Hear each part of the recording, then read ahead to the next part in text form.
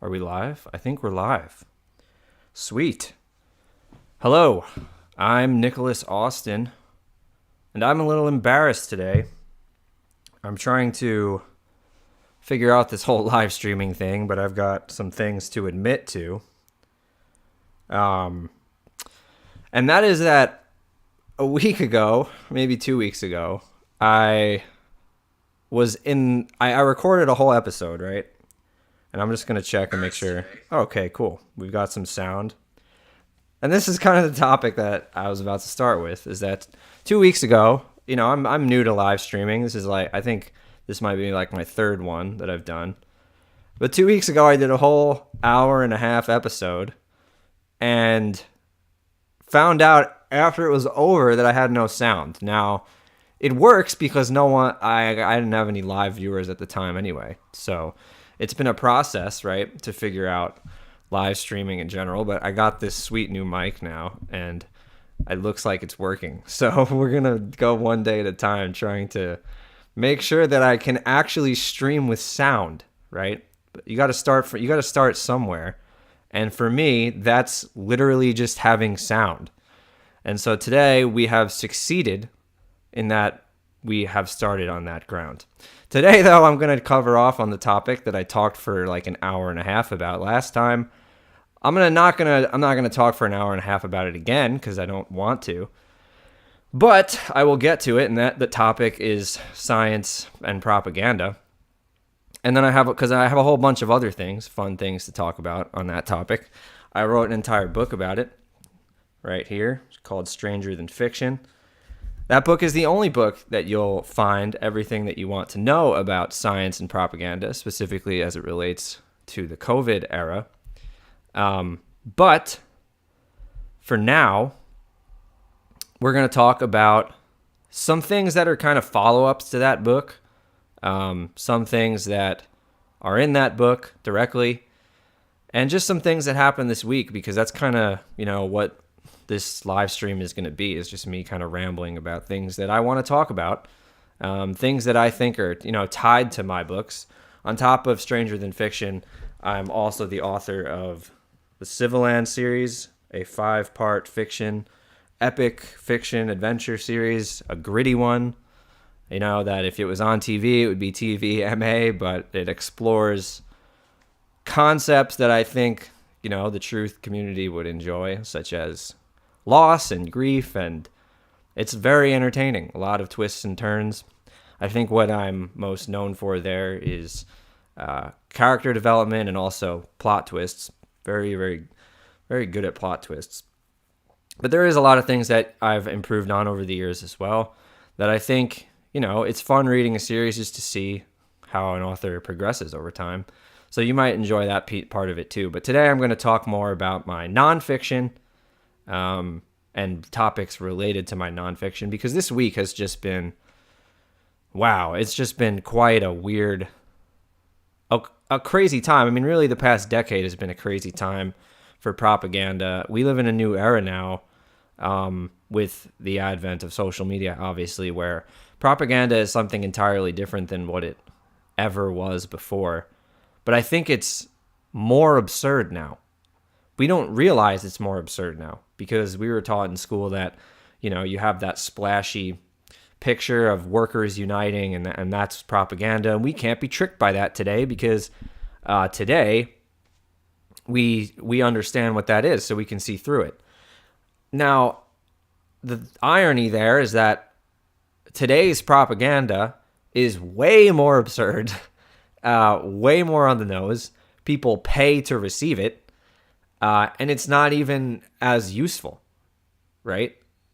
It's not useful at all. It's mostly just lies that are that are just entirely harmful to people. Like if I say workers unite, there could be value in that, right? I mean, if I say, that could encourage people to unionize and improve their wages. If I say America rah rah, and I do a pro-nation poster, there's positives of that, right? But what's the positive of saying one day that a company is not corrupt and then the next day saying that their CEO was arrested, like New York Times did this week, which we'll touch on in a second. There is no positive to that. And my goal here, before I get started, before I dive into these sources, right, is not to say, why are they lying, or like, woe is us, right? I create alternatives, right? I have 6 books here that present alternatives. If you don't like, constant remakes in fiction, in movies, you have options. You can read my series. It's not a remake of anything. It's an original story by an author who's not trying to, subvert your culture and is just trying to tell stories about family, about grief, about universal issues, right? Universal things that affect people, timeless things that affect people. So you have alternatives. I used to be of the mindset, the thing that got me started on writing was that I used to be of the mindset that I would just critique everything and I wouldn't produce something better. Well, today, I have done that. I've produced an entire series of fiction for people who are tired of remakes. So if that's you have an option. And I've produced an entire nonfiction book for people who are sick of liars, right? Who want an alternative narrative around what happened for the past 2 years that actually makes sense, but isn't trying to push anything, right? I just wrote a history book. I'm not trying to tell you which way to think on anything, right? You can think that it came from a lab. You can think that it doesn't exist at all. I present both, and you can choose. I don't care which one you pick. I just hope that, when things stop making sense to people, they seek out alternatives, and that's kind of the only reason I'm touching on these topics today. Again, I don't think you should go day to day stressing about the New York Times.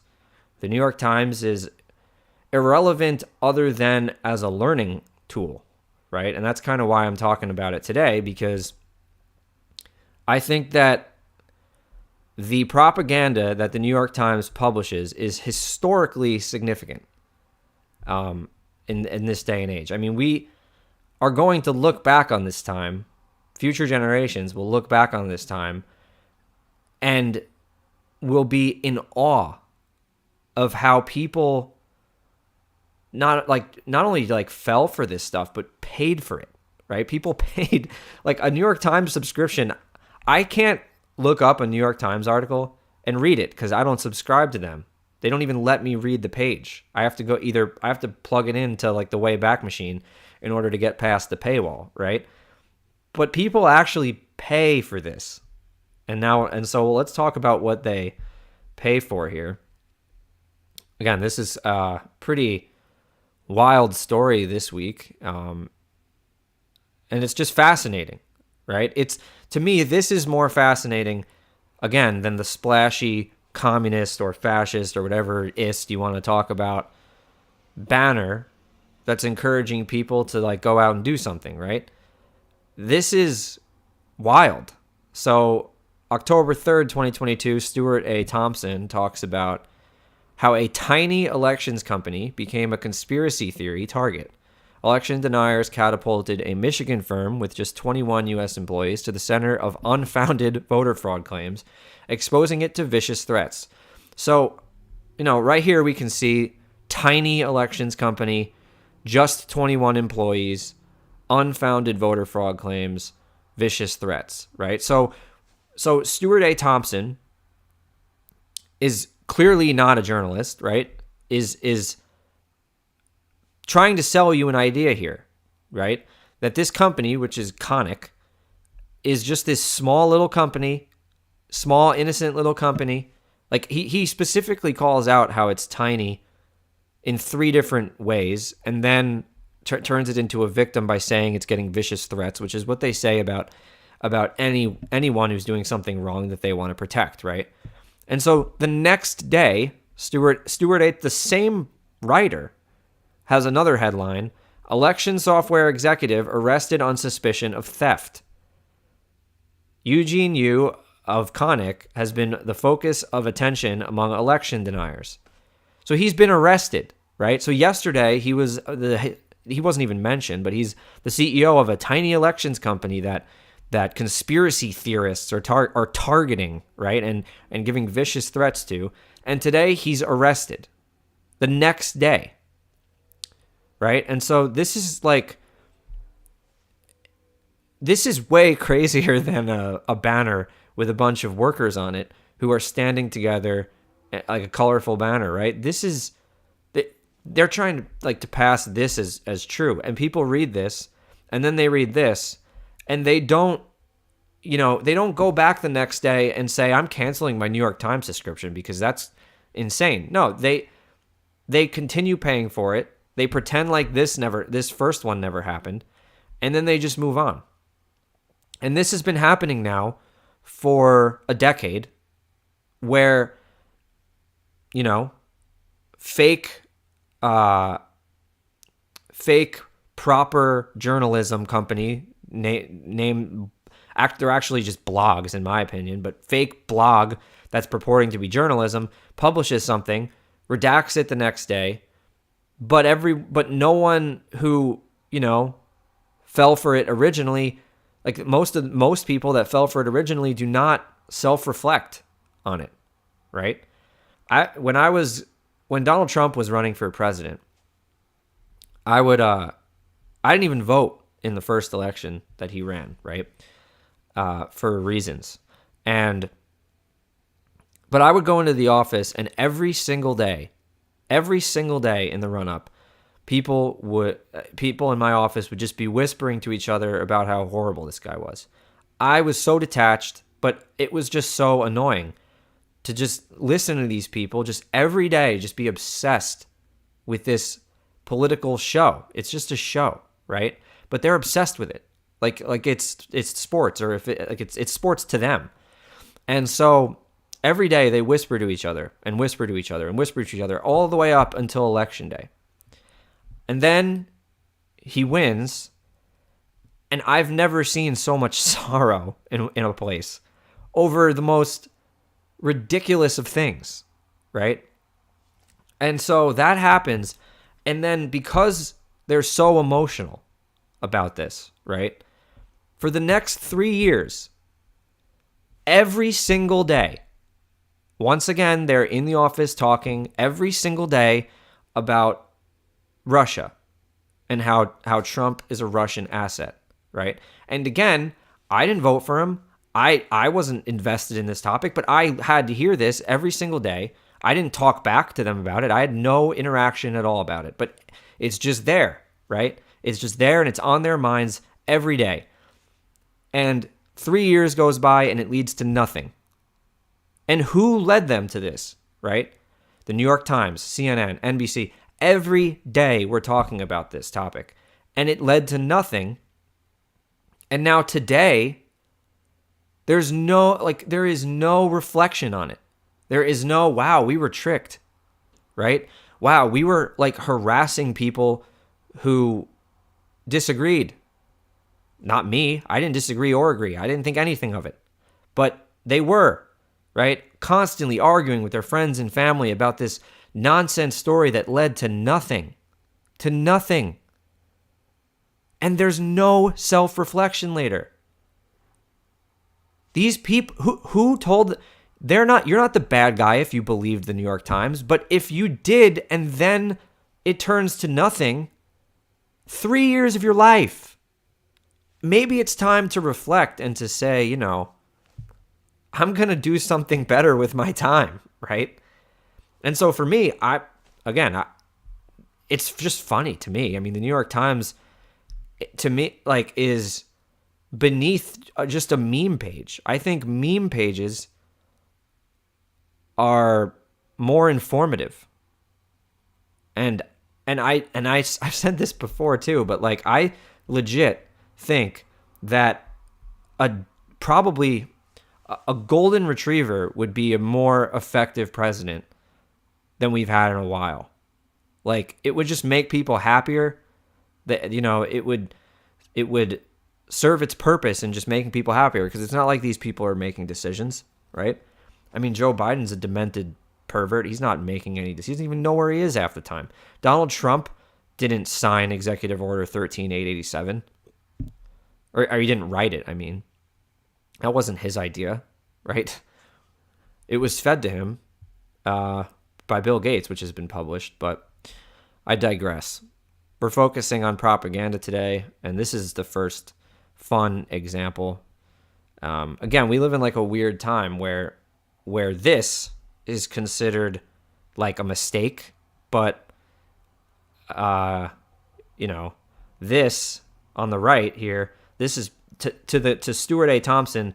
This picture of this guy in his shirt with the American flag is probably more propaganda-ish than this blatant lie, and then cover up, right? Where he's still talking in the second article, like trying to make election deniers seem out there, even though the CEO of this tiny victim company is literally arrested now. So that's kind of the first piece.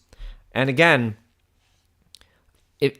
the thing that these people are really good at is, one, hypnotism. So like they're really good at feigning their own authority, right? Like this, you would look at this and you'd say, wow, this is a well put together web page. He's got a very nice, he writes about online information flows. Wow, that means something.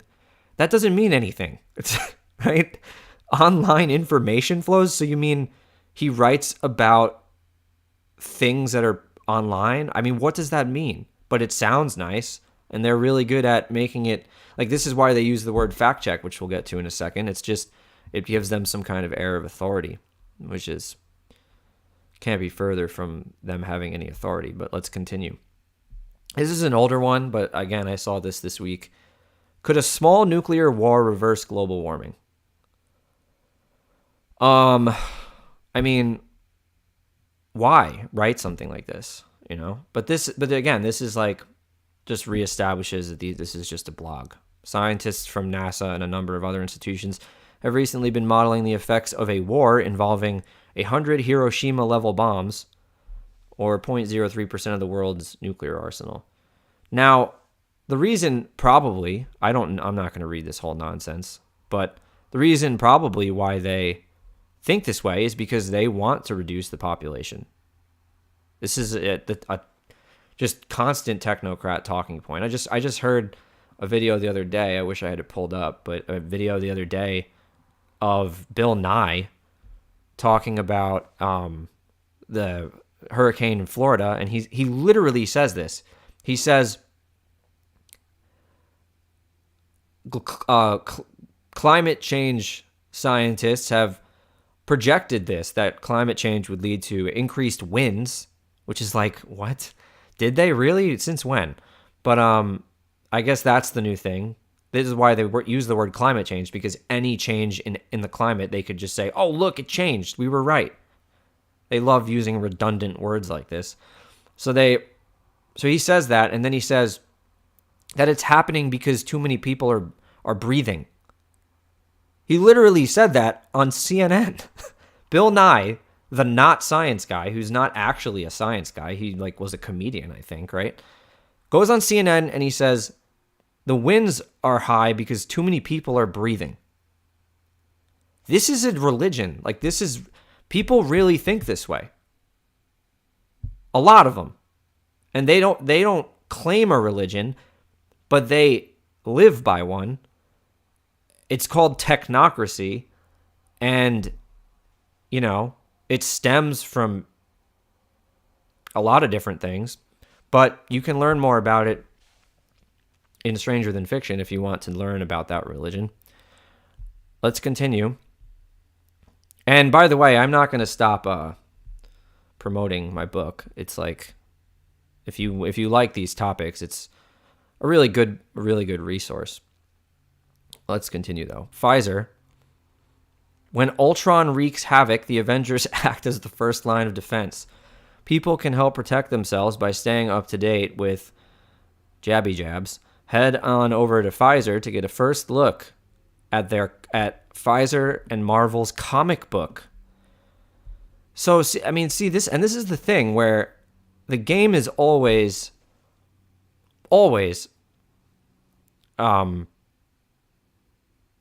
evil or stupid. And the answer is always both.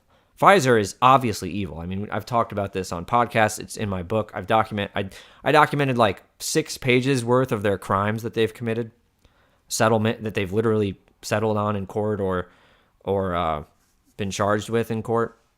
This is a company with the largest criminal fine in U.S. history, mind you. And they're coming out with Marvel Comics at a time when now let's just think about this from like a marketing standpoint, right? Avengers Ultron is old news, right? That movie was years ago. So you're already behind kind of on your, and I get that it's a comic, so it's different. Now, I mean, you're not even up with the times on your advertisement here. But it's just the level of propaganda. I mean, and people see it now. Don't get me wrong. People are starting to wake up to what Pfizer has done over the past 2 years, that they were bailed out by the government and engaged in a horrific crime for 2 years. But, I mean, look at this. They're literally coming out with a Marvel comic at a time when Marvel is at its all-time low in quality, right? I just went and saw, the last 2 Marvel movies I saw, I guess, were Thor: Love and Thunder and Doctor Strange's sequel movie. Both horrifically bad. I mean, horrifically bad. Even from Marvel standards, which I don't even like Marvel movies, but it just kind of goes to show, like, when you live in this world, you get way behind on the times. Marvel is not the thing to jump on right now. It's not well received. But they're detached from the world because they live in it, and their religion just makes them, they're not able to kind of tell the truth. So how do you acknowledge that downward spiral of Marvel comics, right? Continuing on, I mean, again, more and more technocrat kind of people, they infest this world because they get attracted to it because it offers them what they perceive as some form of power. And Ben Collins is just, you probably don't know who he is. I didn't at first either, but he is a example of these people, talking about Elon Musk taking over Twitter, which is apparently a thing again. And he says, if Musk is really taking the site private, there are no real guardrails anymore. Rulemaking can be capricious. He can elevate any idea or person he wants through recommendations and UX choices, and there will be no oversight on this as a private company. Okay, so, again, evil or stupid? Like, is Ben Collins pretending that social media companies haven't done that? The only way he can even know that that's a possibility is if he understands that they do it, right? They've been doing it for a decade now, elevating people or ideas that they want to elevate, ones that have proven to be either flat out wrong or dangerous. And so these people doublespeak. They argue for free speech in the same breath that they argue for them controlling speech, like in their favor. And that's, again, the technocrat mindset, that they should have the right to enforce their worldview, to exclude anyone from their worldview. This is a funny story, so I'm gonna bounce back here. I'm gonna bounce off this for a second. And I have a funny story that I actually lived through. So I had people who I worked with in the past, and we went out to a brewery one time. And this just kind of shows you what the worldview of a lot of people who I call technocrats. People call them liberals, but there's conservative ones also, right? I went out to a brewery, and this was sometime during COVID. I think it was maybe in 2021 because it was after Patriots Day at the Capitol. And these people who I was with, they're technocratish and they're talking to each other about all sorts of political stuff. And I hadn't seen them in a while. I was just trying to drink. And anytime they brought up politics with me, I just deflected. But after a while, they bring up, I think it was Patriots Day at the Capitol. And they brought that up, and they, brought up the idea of misinformation. And they said, can you believe all the misinformation that's going on right now? And I was just like, because this topic kind of sets me off. I grew up to be proud to be an American. I grew up to be taught, the values that America was built on, which are Christian. Okay, you can't get around that. Again, there's a reason why the Constitution is under attack. There's a reason why the founders said it doesn't function in the absence of a moral people, and that this is a Christian nation. There's a reason why it doesn't function now, that they attack it all the time now. And so they talk about this concept of misinformation, which is a pretty new it's a new focus that people have, right? Where they think that opinions other than theirs are all dangerous and shouldn't be shareable because they view them as dangerous for one reason or another. When really, the people who are sharing them mostly are libertarian type people who just don't want to be, bothered, which is not a good worldview either, but we can talk about that another time. But again, the people who want this control are incredibly narcissistic and have no bones. They've been trained to have no bones about hiding it because the media that they consume have no bones about hiding it, right? And so these people, right, who I was friendly with, actually said to me, I responded with, I don't believe that any information should be censored. It's out of control what's happening right now on social media companies. They censor something one day that the next day is proven to be true. Just every other day this happens. And there's a reason why it happens, because it's not a good idea to put people in charge of truth. There's a reason why free speech, within the bounds of non-violent words, rhetoric, right, is a foundation of this country, because political speech is necessary. Free political speech is necessary in order to maintain a republic. And so I say that, and it doesn't compute with them, even though, why do you think your parents/grandparents came to America if not to live in that kind of realm? But they don't agree with, I guess, their grandparents. And so they say to me, unironically, these people happen to be from South Korea. They say to me, unironically, free speech can get out of hand. I know, because I got to see North Korea up close. And I was like, what? And they unironically made the point that free speech leads to echo chambers, which North Korea is an echo chamber, right?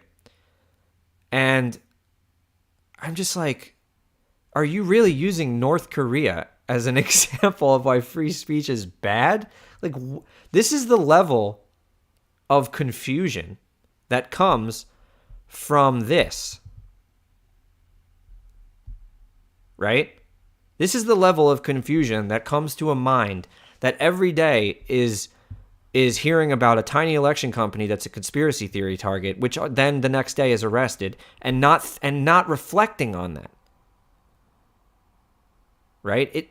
this is where that leads. This is where accepting these types of things leads, instead of going somewhere productive, like Stranger Than Fiction or Bertaria Times, where news is actually positive and leads you in a positive direction. Instead, they go to people like this, who make no sense, who contradict themselves all the time, and who are purposefully lying, right? You can't tell me that Ben Collins isn't fully aware that his ideas or people are elevated in recommendations and UX choices on Twitter. He knows that they are, right? And so when I was talking about libertarianism being not an answer, these people know what they're doing. They are knowingly pushing their agenda. So you have to take a side, really, if you want to oppose that. You have to be okay with, like, building your own circles that don't include people like this, who knowingly lie like this, who pretend to be unbiased and who pretend to be for, the American way, and then do shit like this that's just intentionally dishonest, right? And so again, I'm at this brewery, and they're trying to sell me on this idea that that North Korea was turned into an echo chamber, or forced itself into an echo chamber, I guess. Even though North Korea's main goal is to take over the two Koreas. So really, do they really want an echo chamber? It sounds to me like their goal, I thought, would have been to bring all the Koreans into one, but I guess it doesn't really serve the point that this person was trying to make. So that's ignored. But they say that North Korea became an echo chamber because of free speech, which is, I don't understand. I mean, that's the opposite of true, right? If North Koreans aren't allowed to say certain things, where do you get that comes from free speech? I'm just so lost. This is just the where it goes to. But at the same time, right, when I'm talking to these people, and this is really the way that they think, and I'm not, I'm just analyzing it right now.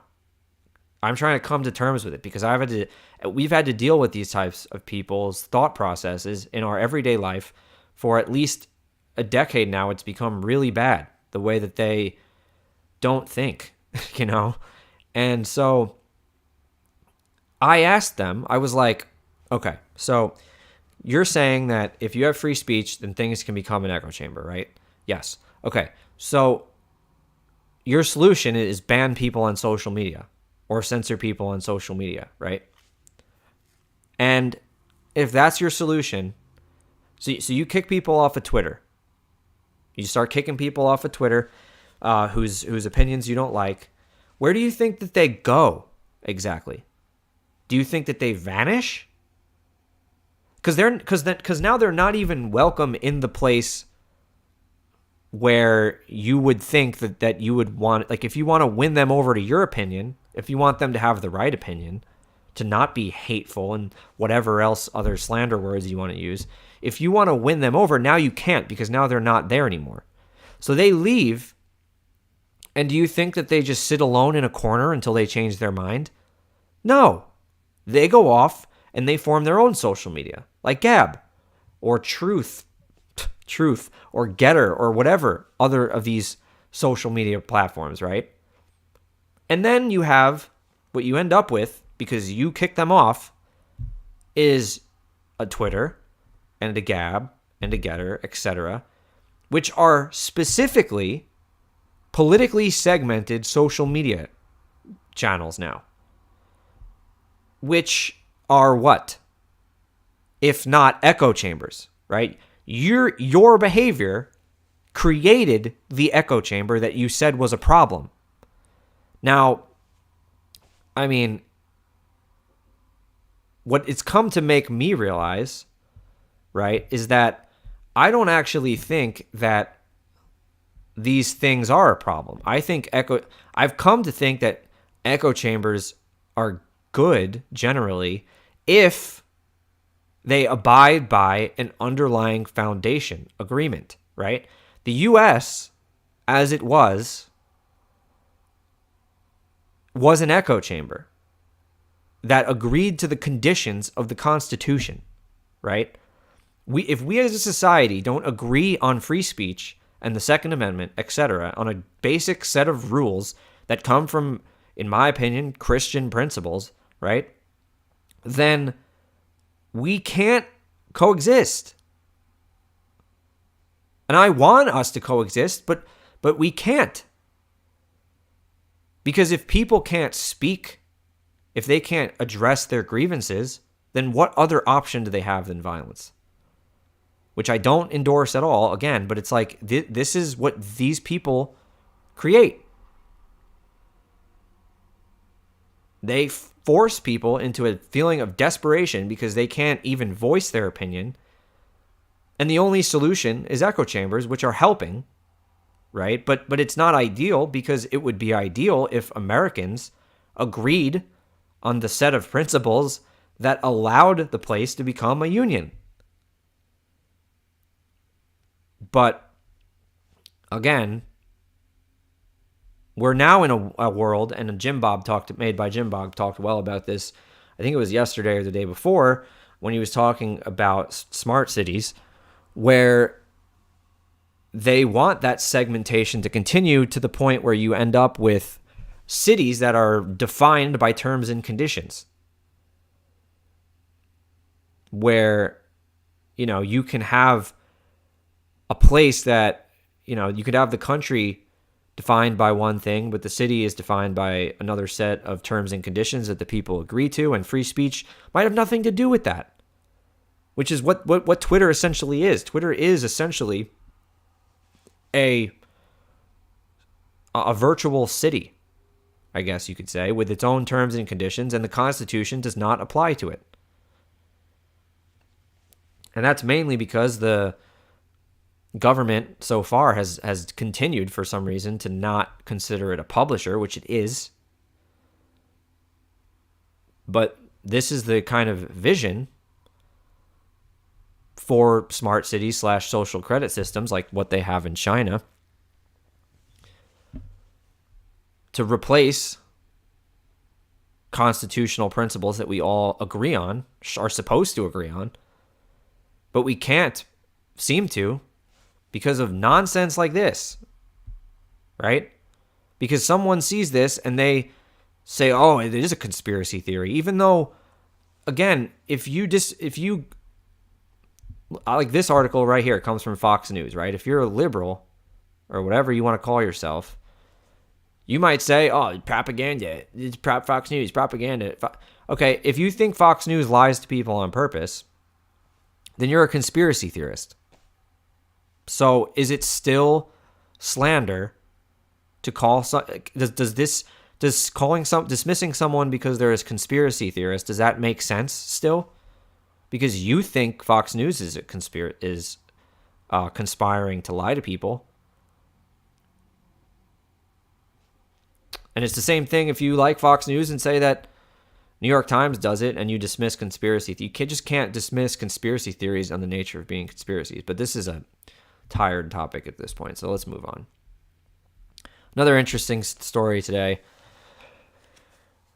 Again, something addressed in very, very extensive detail in Stranger Than Fiction.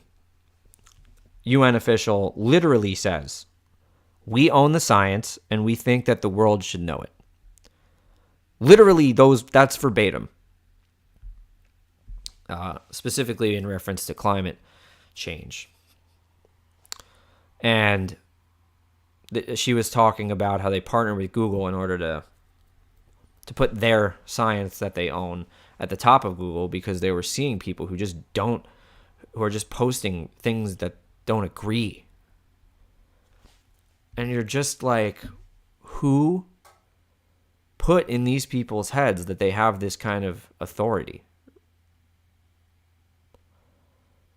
And it's all really just marketing, It's all financial. Like, they're trying to sell people on an idea in order to sell something. Like in the case of climate, you can see Nancy Pelosi making all sorts of money from Tesla calls at the same time that Tesla is like the most communist company ever, right? It's just a company that makes money from carbon tax credits entirely, basically, and has co-opted an entire industry based on that. Carbon tax credits that Nancy Pelosi, as a government official, is partly responsible for allowing, implementing, while she's investing in the kind of company that has completely skyrocketed in value because of it, right? And so, yeah, this is all to sell an idea, and they get really desperate because when they can't, when they're not selling the idea, they start to lash out, which is what you saw with the COVID narrative in 2020, really the end of 2021, especially when it was at its height. I mean, you had people saying some crazy things. You had Biden saying that you're saying that American families would die for Christmas because they didn't inject themselves with an experiment, right? And that their patience was running thin because people weren't doing what they said. I mean, these are desperate types of comments that you shouldn't worry about, but again, you just stay aware of, because this is what they mean when they say science. They don't mean the scientific method of observing something, making an hypothesis, and running an experiment. No, they own the science somehow, which doesn't make sense, but they want to convince people of that. And they think that everyone should know that they own the science. Again, this is just this lady, I don't even know her name, Melissa Fleming, is just a person who is of the same religion as the Ben Collins of the world, right? They're just the same. They go to the same church, right? Their churches consist of the UN, the World Economic Forum. These venues house these people, and they have their own priests. Like Yuval Noah Harari is basically their, I guess you could call him like a prophet or a saint in their religion, something along those lines. And really, they're just fiction writers who try to craft stories in order to sell ideas like smart cities and inoculation passports and all these things. Continuing, and again, I just want to stop for a second and just acknowledge, I've only covered 5 different tabs so far. My book is filled with 1,600 more things that are along these lines. It's incredible in the past decade how many historical, mind-boggling scandals just lying and propaganda, they just pass by. It's like any other day at this point, right? But at the same time, they do get acknowledged eventually, and that's why my goal is to be more of a historiographer, I don't know, person who documents the history of it, than to be complaining about it or trying to sell anyone on anything other than, I think Christianity is generally a good thing for you to come to. So you should hop on that train. And I also think you should subscribe to the Beartaria Times and join positive groups, become a bear, talk to bears. Bears are really cool people. They're on a track to build and create very nice things, which is what humanity, in my opinion, is supposed to do. So, continuing, the governor of New York talking about, scandals. When you live in a world that's this, or a country that is institutions are this degenerate, and the people are dependent on these systems, this is what they can get away with saying, right? So the story here is that Governor Kathy Hochul, who is a just frequent blasphemer. I mean, she said that she wanted people, I think, to be her disciples or something in order to get the shots, and just referred to a bunch of religious concepts in order to try to trick people into becoming part of this experiment.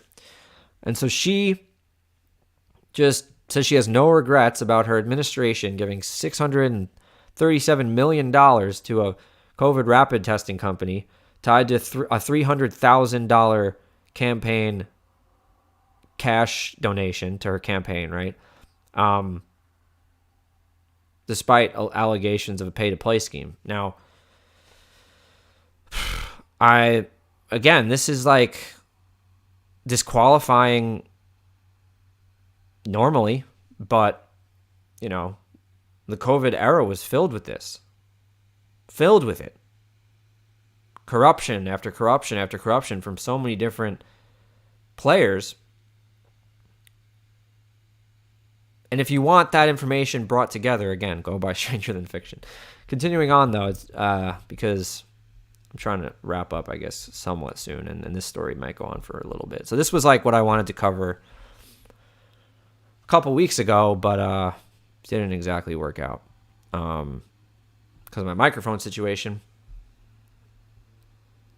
I had a comment. I did two different streams with not streams, but two different interviews with Pat Life, who you should go check out. Pat Life is his podcast is super interesting, and he's got a lot of great information on the human body, especially. He's helped me with. I had some like weird pulling in my knees, and his like go-to techniques helped me to kind of have better form while running, and it really helped with that a lot. And so, but we had a initial interview, and then a second one once my book came out, and we talked in the initial interview about this Johns Hopkins study,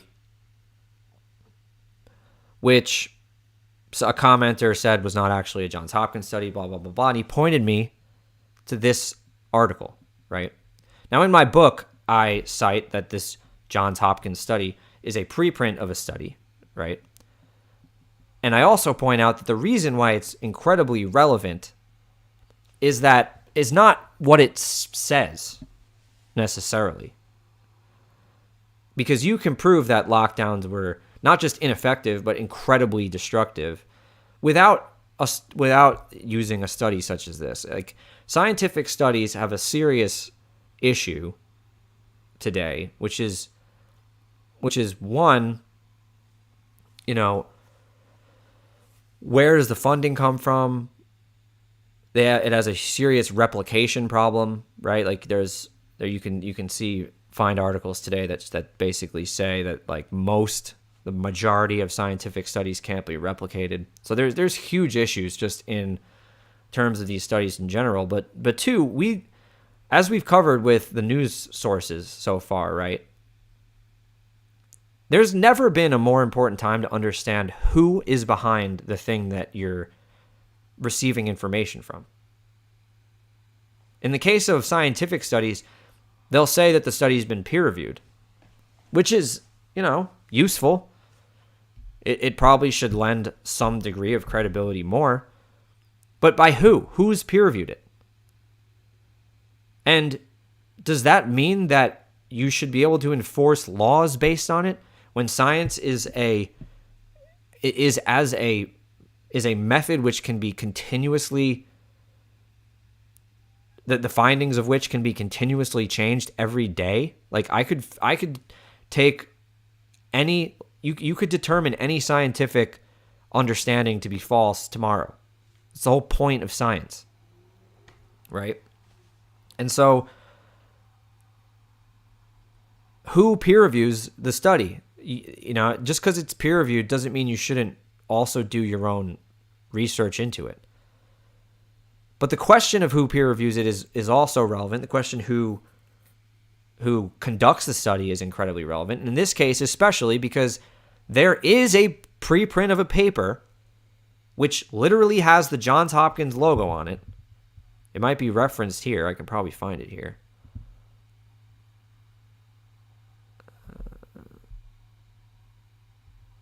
There we go. It literally has the Johns Hopkins logo on it, right? It's written by, I think Herbie is the guy who is, or no, I think it's Hankey, Steve Hankey. I'm pretty sure he's the guy who is literally a Johns Hopkins economist, like works at Johns Hopkins.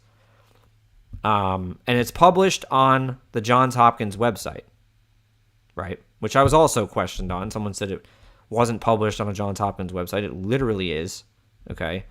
I don't know if this link, yeah, there it is. Okay. jhu.edu. There you go. And so again, a preprint of a study does not mean that, it's final in the, opinion of the people who work there. It could just be a working paper. But it's relevant in this case that Johns Hopkins, of all institutions, published such a study because Johns Hopkins was involved in Event 201. A simple search of Event 201, the simulation of a pandemic, shows you that Johns Hopkins was one of the, along with the World Economic Forum and the Bill and Melinda Gates Foundation, was one of the primary sponsors, right, of Event 201. One of the primary institutions putting on Event 201, which was a simulation that occurred 2 months before the pandemic allegedly began. And so if Johns Hopkins does a study refuting one of the primary methods for stopping the alleged pandemic, it's obviously relevant, whether or not they publish it. If someone who works at Johns Hopkins does a study that shows that, then it's obviously relevant whether or not they publish it, because we know that they're not likely to publish it. We know that they are on board of whatever the agenda is that's being thrown out on TV every day, because they were involved in a simulation that features a recommendation and included in the simulation speakers who were specifically talking about censorship and flooding the media with authoritative information to fight mis and disinformation, right? They were strategizing this. So whatever the strategy is, Johns Hopkins as an institution is going to be on board with it. So whether or not they publish this study is, to me, irrelevant, because I can determine on my own how destructive lockdowns were. But it is important that someone from there is saying, hey, or finding initially, at least, that these things were not valuable. And so, what does Forbes have to say about it? Right? Because they're going to obviously, in this age of propaganda, which is the topic that we're talking about today, Forbes is just a classic mouthpiece for these people. Again, Johns Hopkins also, if you saw numbers on CNN that they were using to scare people every single day, ever climbing numbers of deaths and cases and all meaningless numbers, those numbers came from this Johns Hopkins Bloomberg School of Public Health, I'm pretty sure, or some kind of the Center for Health Security, sorry. And so, huge player involved. Will Forbes bring that up? No, they won't bring that up. But they will do whatever they can to establish the narrative. And this is just, for a second, like taking a step back, if you were to take the blue pill, right, and you were to just say, like, if we lived in an ideal society, then a publication like Forbes, which is, I think, mostly finance-based and business-based, but a publication like Forbes might feature some writers who can dig on this stuff and can kind of understand this stuff, right? Like my background is financial. I'm a statistics / finance person professionally. You would think that a Forbes article would give some relevance to a paper written by an economist from Johns Hopkins. But not the case for Bruce Lee here. Not to be mistaken for, I don't think to be mistaken for the Kung Fu master Bruce Lee, actor, whatever he was. Maybe it's the same guy. I don't think so, though. Would be funny if it was. Did so-called Johns Hopkins study really show lockdowns were ineffective against COVID? So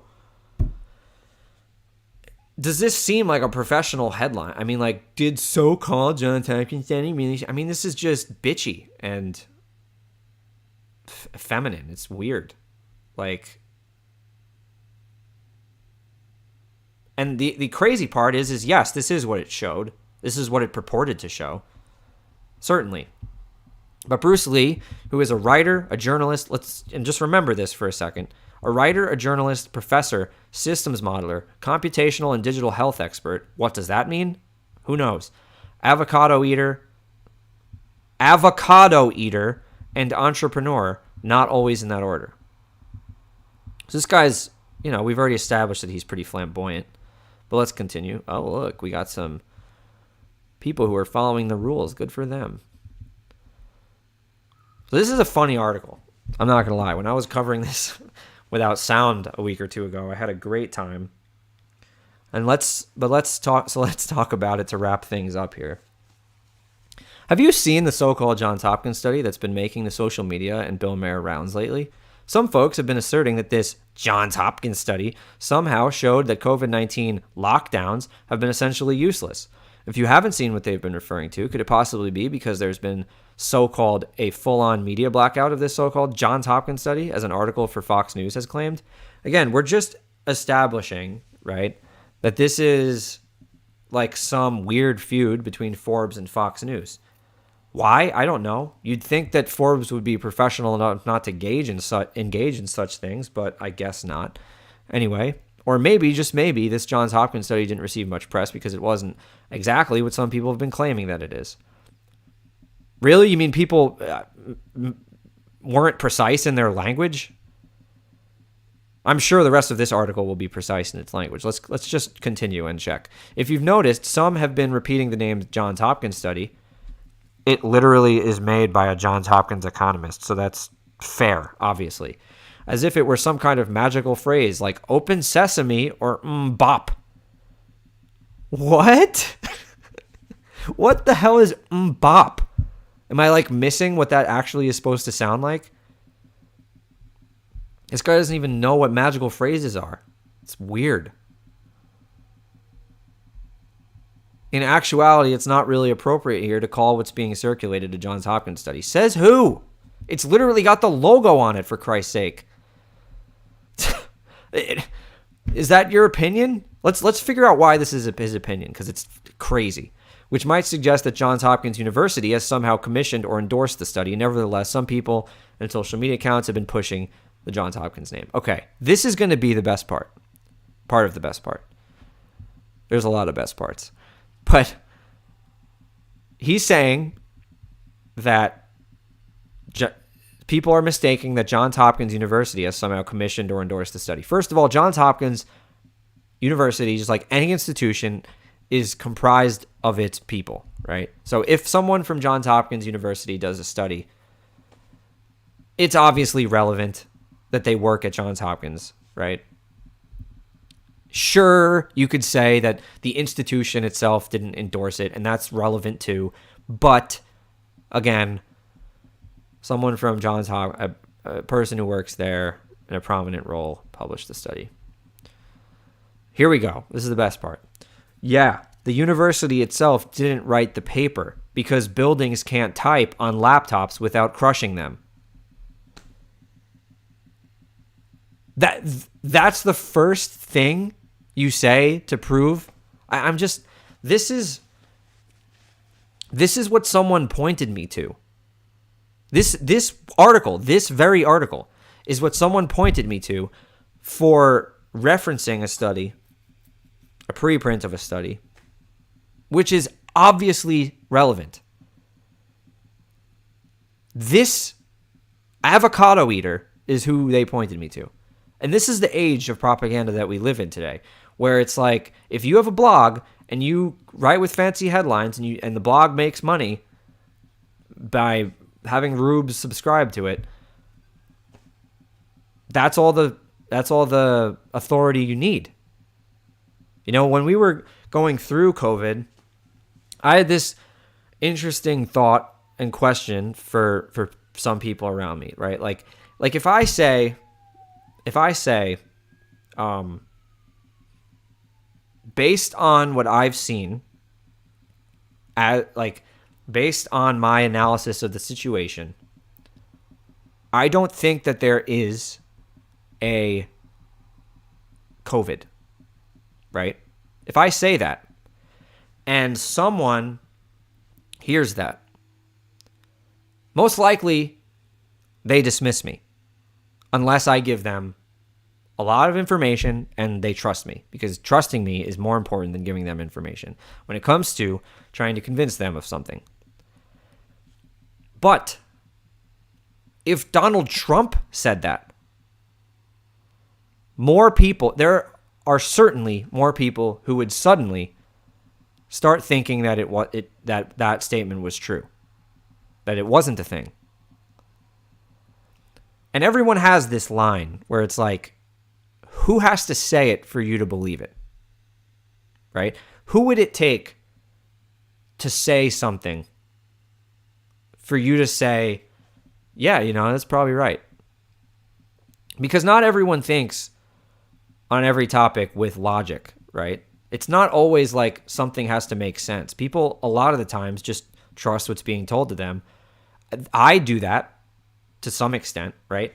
Like when Owen talks about, or I guess he doesn't talk about it as much, but like when Jim Bob talks about certain things with NASA and space and things, I like don't really study that as much, but I trust that he has to some extent. Would I stake my reputation on some of it? I mean, he doesn't make as many claims either. So again, this isn't the greatest example, but if you're talking, there are topics where I would deflect to someone else. Again, would I stake my reputation on it that they're right if I don't understand it fully? No. But there are, in general, people out there who, if they say something, people are like waiting on them to say it in order for it to be true. Fauci was the perfect example of this. If Fauci didn't say it, well, he's the official. So if he doesn't say it, then it's not true. And for some people, this is Forbes because they've got this fancy blog. Well, guess what? I've got a fancy blog now, and you can go to it to figure out why lockdowns don't work. And I think it's fancier than Forbes, and it's less childish, and I actually cite my sources on like this. Heck, the paper even stated that views expressed in each working paper are those of the authors and not necessarily those of the institutions that the authors are affiliated with. Therefore, if folks really want to mention Johns Hopkins, they should instead be referring to this working paper as being from a professor at Johns Hopkins University, as Mayer did. Okay, so in one breath, buildings can't type on laptops, so the university itself can't write papers. In the next breath, he points out that the views are not those of the institution. How can the institution have views if it can't type on laptops? A 5-year-old is writing this. Bruce Lee is a 5-year-old. 5-year-old who eats avocados. As you can see, Mayer dropped the Johns Hopkins name without even mentioning the professor's name, Stephen H. Hankey, a professor in applied economics, blah, blah, blah, blah. Mayer also didn't specify that 2 or 3 authors weren't even from Johns Hopkins. Why is that relevant? Moreover, Mayer didn't clarify that the 3 authors were economists rather than medical, epidemiology, or public health experts. Isn't that a bit like 3 proctologists telling you how the economy is doing? Why can't proctologists tell you how the economy is doing? Why can't proctologists also study economics? What's the reason? Because they don't have a piece of paper? How did you do it? Bruce Lee? How do you understand medicine, epidemiology, or public health when you're none of those things? You type for Forbes. You're a blogger for Forbes. A snide, feminine little blogger for Forbes. How do you do it? I mean, he goes on to complain about the conclusions of this paper in this article. Well, where'd your credentials come from to be able to do that? You don't have credentials, so who are you to judge the findings of a paper? But he thinks buildings can't type, and that's why Johns Hopkins can't endorse anything, but also it didn't endorse this. It can't endorse anything because it's a building, and buildings don't type. But it also didn't endorse this. Amazing. It's not clear how much economists alone would understand the complexities and subtleties of medicine and public health. Forbes is an economics publication, and you're typing about it. After all, if you were to end up in the emergency room with an injury, don't worry, an economist will be around shortly to reattach your arm. Who is an expert on lockdowns? Who? Who can demonstrate that lockdowns have helped with things in the past? Because you certainly can't do it for COVID. They didn't help with anything. But you're an avocado eater, so it gets funnier. That's the only reason I'm continuing, because it's actually pretty funny. Oh, and note that Herbie Jung and Hanke themselves used the term working paper to describe what they had put together. Simply calling it a Johns Hopkins study glosses over this important distinction. Whatever. It's not that important of a distinction. A working paper is not the same as a peer-reviewed study published in a reputable scientific journal, just like how a YouTube video of you getting pelted with sausages would not be the same as a full-length Hollywood movie. So now, okay, so the guy who says buildings can't type is now, he just dreams of being pelted with sausages. Was that Freud that talked about that?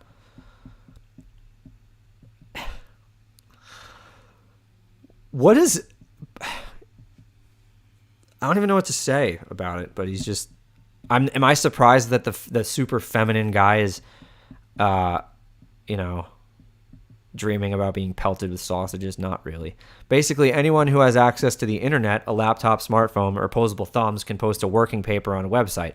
They can also post a blog where they say that, a paper by an economist is not credible enough.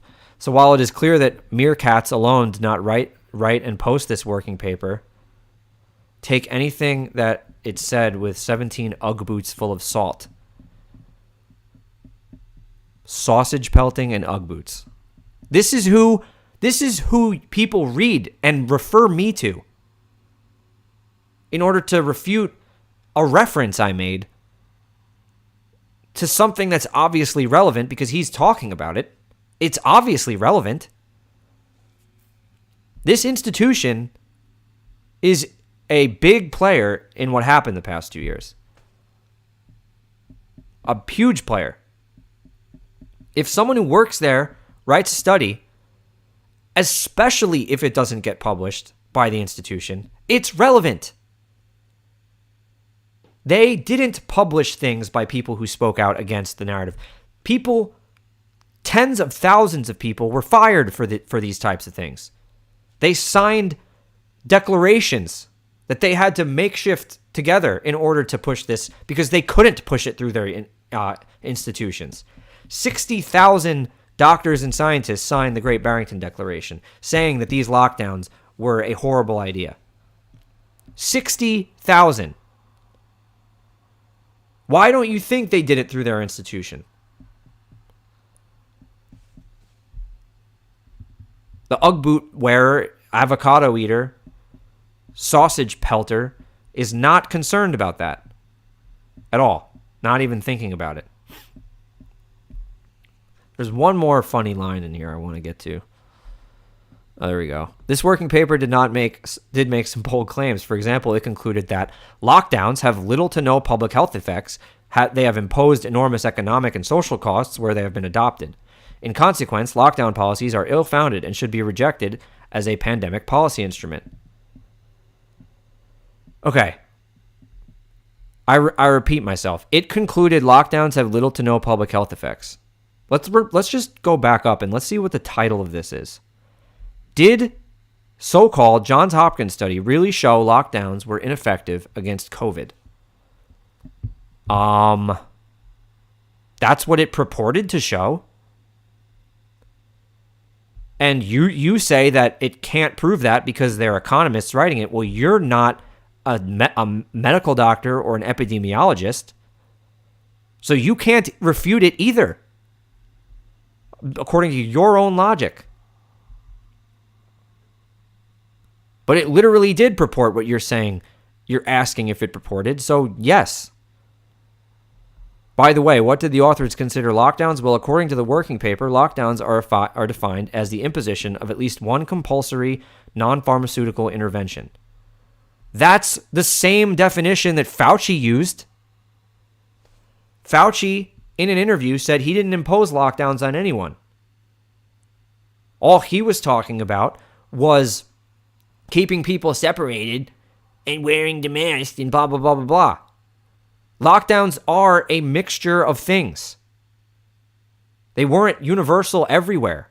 It was a number of restrictive measures that were different by country that had varying degrees of harshness.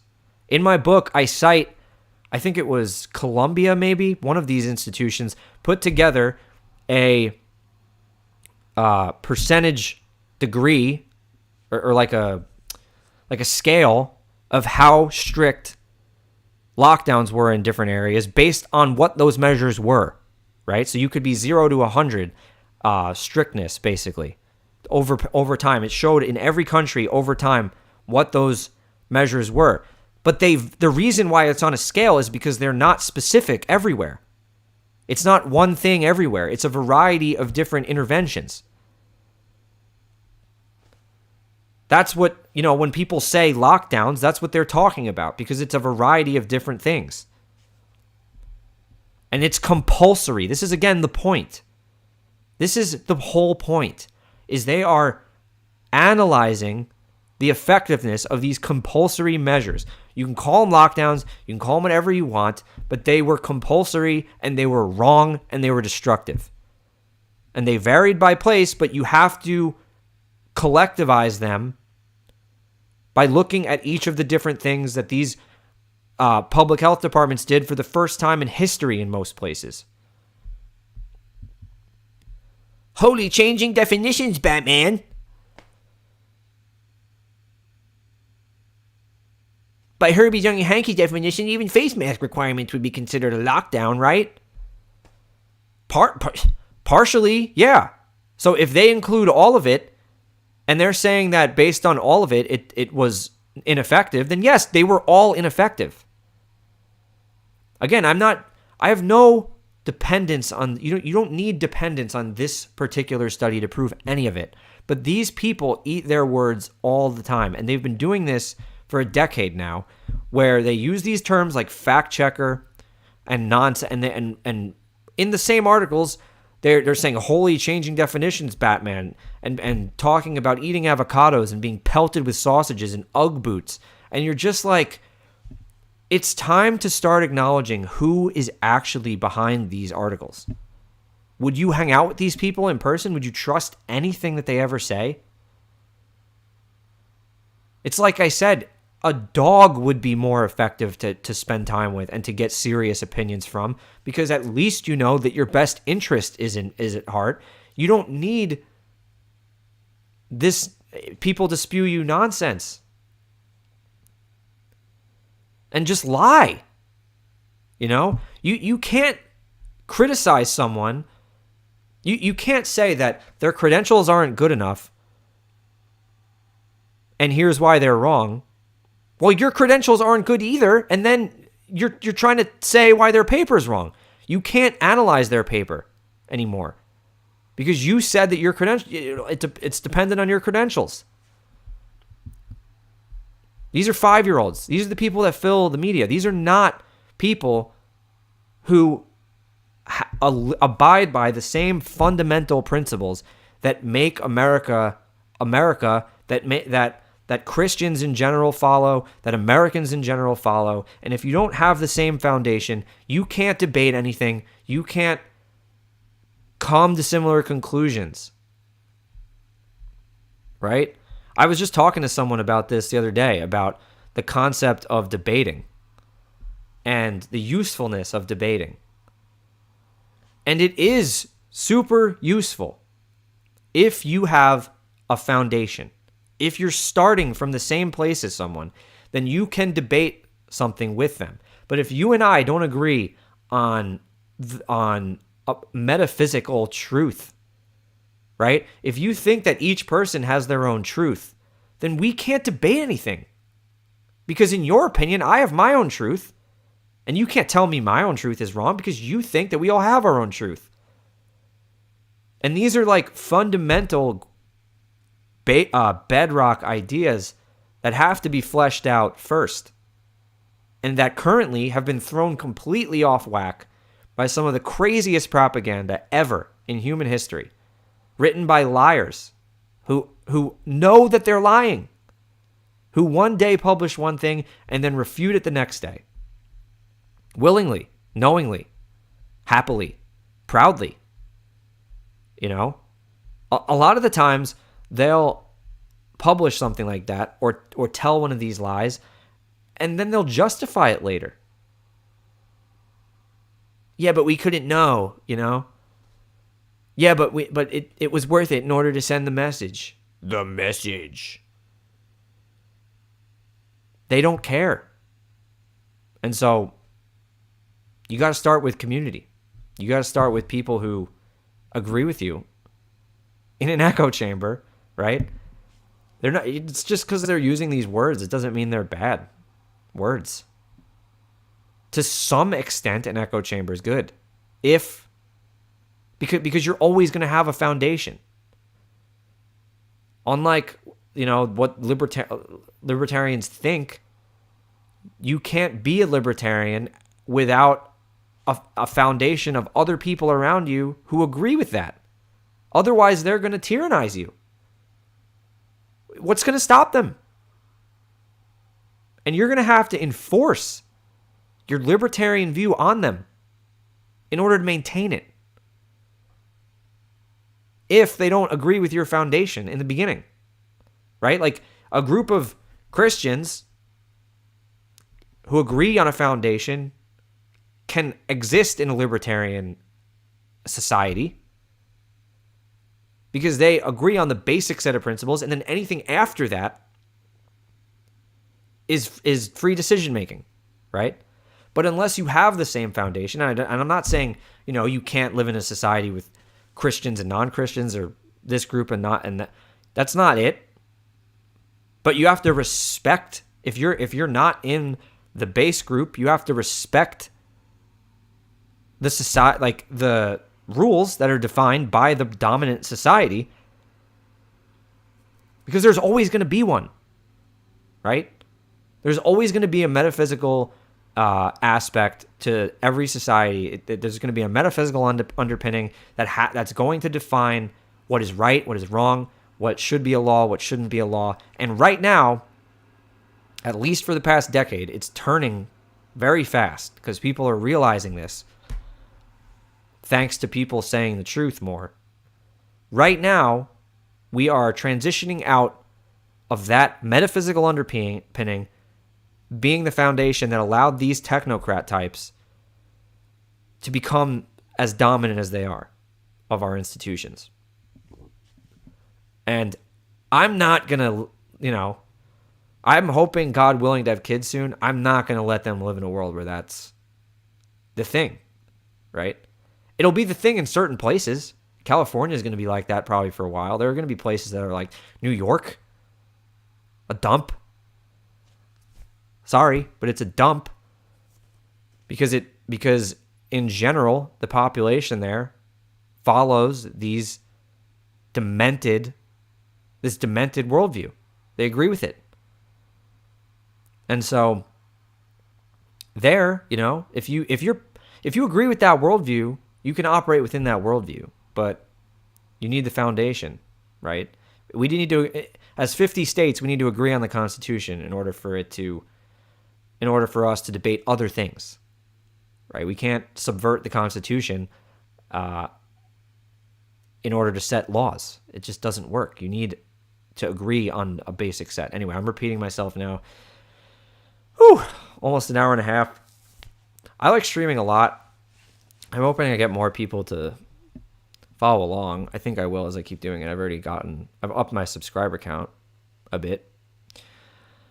Partially thanks to my song I released the other day, song that I wrote and Olive Tree Bear helped me produce. He produced for me in time for my wedding a year ago. It's called My Bride. You should check that out.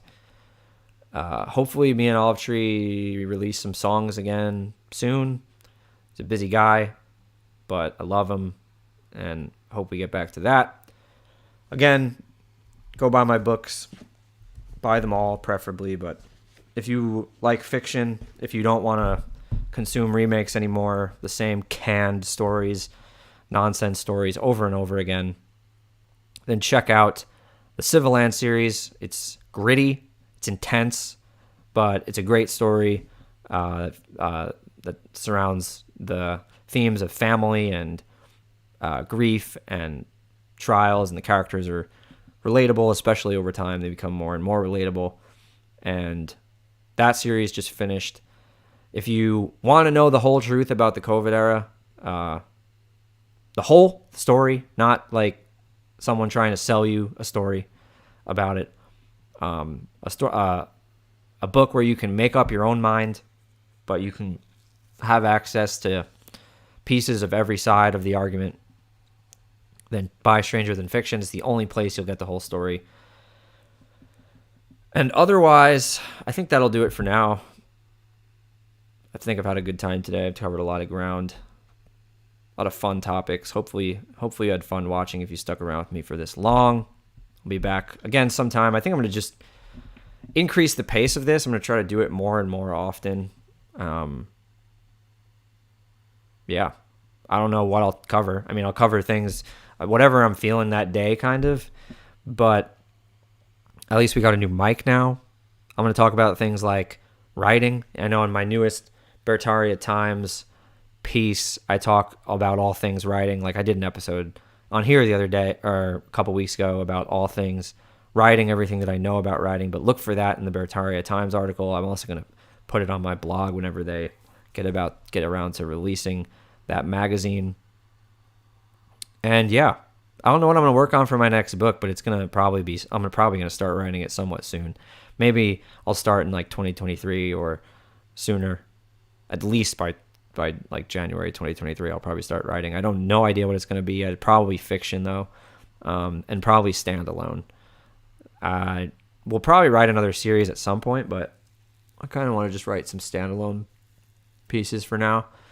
But I love writing. I'm super excited to keep doing it. I feel like in a lot of ways, even though I've written and published 6 books today, that my journey kind of is just beginning, and that's kind of why I want to stream more and more, because I want to get more and more involved and branch out and really kind of keep talking about these topics that have interested me for so long. I think I'll probably have interviews with people who are more along the lines of the nonfiction, but also of the fiction. You know, I really like some channels like Mauler and The Critical Drinker and Doomcock. So maybe I'll talk to them at some point if the fiction stuff goes well, or we'll just see where it goes, really. You know, we'll see what people engage with, and I'm just going to keep doing it either way. Even if no one ever watches, like, I'm fine with that. We'll see what happens. You know, I've gotten views after the fact, so it seems like people are somewhat enjoying, but leave a comment, leave a like, let me know what you thought. Let me know what you want to see more of, what you want to see less of. If you want to see less of me, even though I'm not going to oblige that. But anyway, that's all I've got for today.